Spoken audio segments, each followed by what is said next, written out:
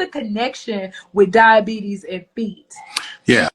And so with diabetes, of course, is all about, the blood sugar. So, Yes. like you were saying, your diet may not be what it needs to be. And so your blood sugar goes up. And then a lot of times the blood sugar and the sugar will kind of empty into the nerves. And so the nerves in our feet are usually the ones that are affected. Okay. And so that's why when people have diabetes, usually you're going to see them having a lot of foot problems.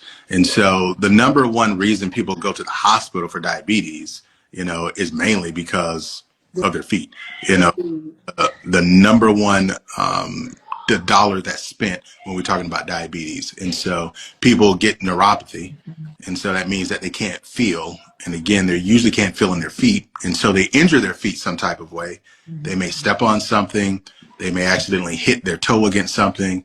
And they end up with a wound or an infection that they can't feel.